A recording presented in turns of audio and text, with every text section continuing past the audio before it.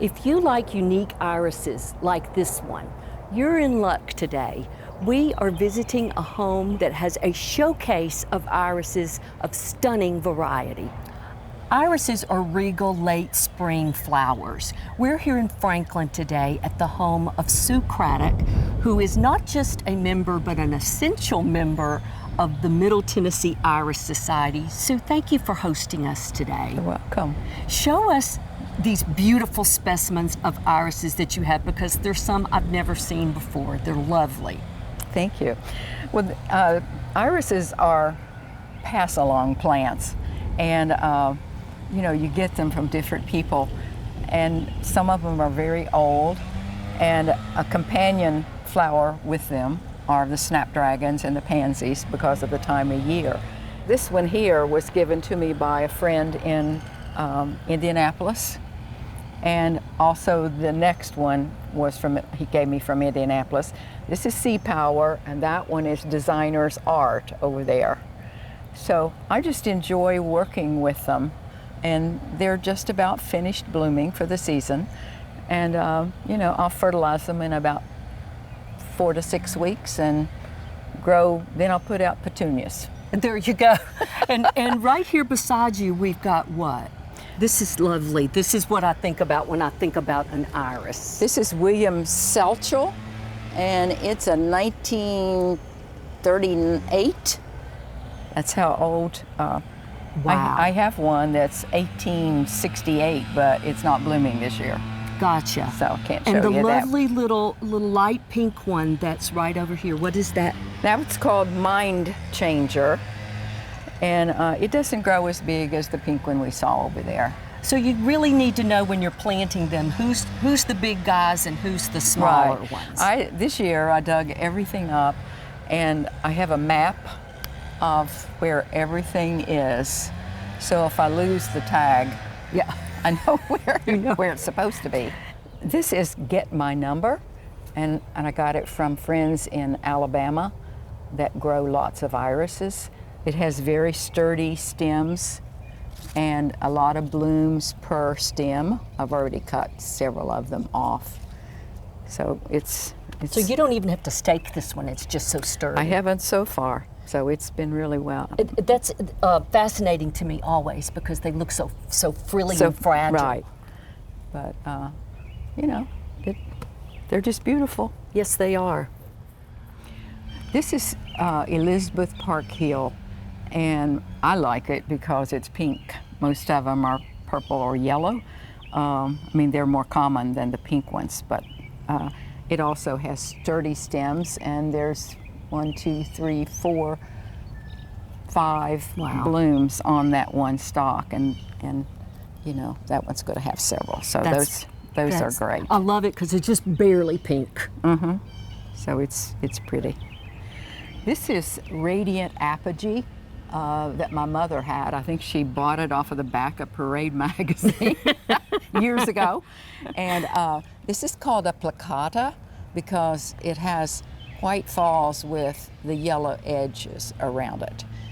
And it's beautiful. And you said this is probably the last one of the season. There's one more bloom, but this was all, but it's, they're finished. So, but irises, some of them are earlier and mid and late.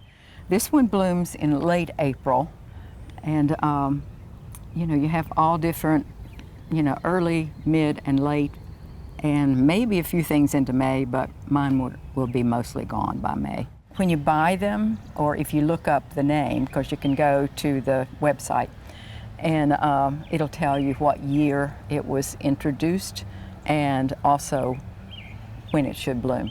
Got it. This is Chase the North Star, another placata with the edges different than the fall. The standards, which stand up, are a little different, and it's a 2023. Gorgeous. Yes, I love the ruffled interior. Mm-hmm. So tell me about this one, because it's a little bit different. It is different. It's between a brown and a burgundy, and it's called Siva, a 1961 that I retrieved from near a patio in West Virginia. So I had to look for it. It kind of disappears. it does. Yeah. It does disappear into the landscape. This is one of the older irises, being 1910, and you really can't kill it. It just grows and grows and grows and multiplies. It's not as fancy as the real ruffled ones, Right. and they're more temperamental and more finicky than the others. You can grow this one anywhere. So You know what? I almost feel like I've seen these on the side of the road. you probably have, because it's one of the older ones. Right. Yeah, and it just keeps on growing.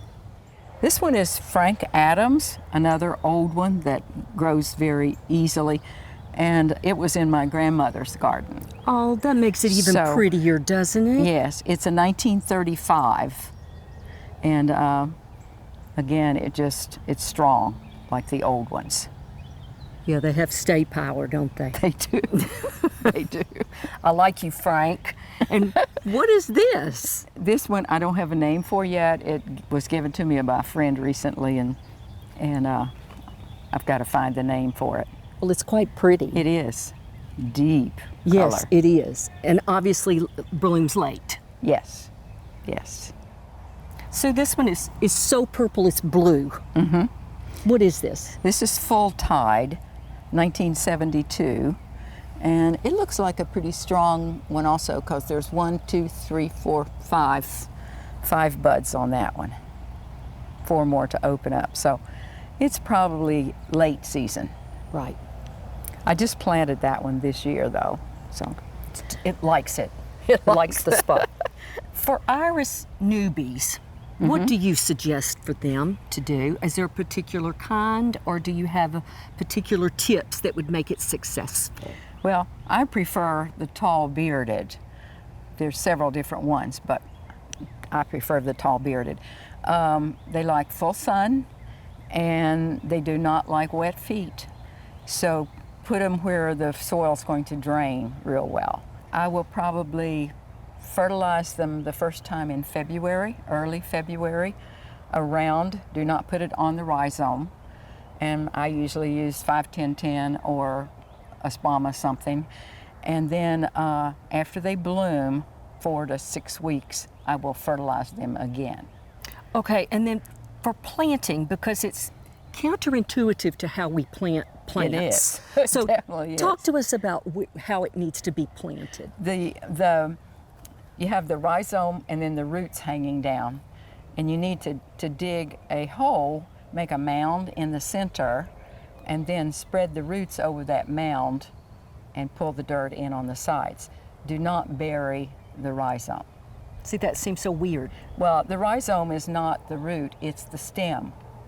So the roots are under that, and the rhizome likes to be baked by the sun. Got it. So does that encourage blooming? it encourages everything. I mean, all kinds of growth. But if you'll notice, most of my rhizomes are exposed. Yes, I see them. And I've used mulch around stuff, but then, you can either take your blower and just blow it off. I used the broom and just took the mulch, anything that, because the animals, move the mulch for you. So Yeah, they're funny sometimes like that. Yeah, sometimes you have to go back and take it off, but Okay, so this has already done its thing. it has. And so now the temptation is to leave it alone, but you say no. Right. What do we need to do to this now? This rhizome that bloomed here will not bloom again. So you can just break it off Oh, that seems so cruel. like that. Right? Okay, now the rhizome does not bloom again, but it makes increases along the outsides, and that's where your next irises come from. So this keeps you from having Yeah, you ugly don't- foliage. Yeah, you don't want all this stuff on there. Here's another one. And just break that it off bloomed at the ground at level. the ground. Yeah, or cut it off, whichever.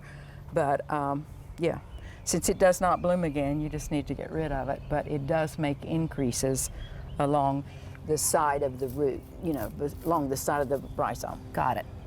This has been an incredible tour, Sue. Thank you for allowing us to love your garden with our eyes. It is beautiful. Well, I appreciate you coming because I like to share it. So, well, it's beautiful. Thank you. Thank you. Thank you for coming. If you like gardening, you'll want to subscribe to our channel. Home gardening tips, tips from growers, and lots of plants. Until next time.